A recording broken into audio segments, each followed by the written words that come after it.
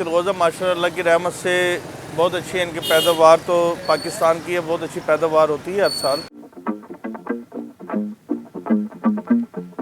लेकिन इस साल ये कुछ बॉर्डर अफ़गानिस्तान का बंद होने की वजह से कभी खुल रहा है, कभी बंद हो रहा है, इस तरह के मामलात हैं। तो माल बाहर ज़्यादा मिक़दार में नहीं जा रहा, जिसकी वजह से रेट बहुत कम होया हुआ है। ये सन 1992 से पहले बहुत कम रेट में होता था, 16 रुपये किलो, 20 रुपये किलो मूंगफली के भाव होता था।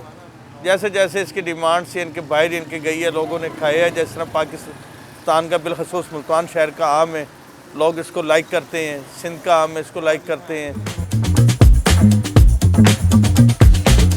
पाकिस्तान में जिस तरह से सेब है, अनार है, इस तरह की बहुत सारे इनके मादनियात है जो अल्लाह पाक ने हर इलाके को इज़्ज़त बख्शी है।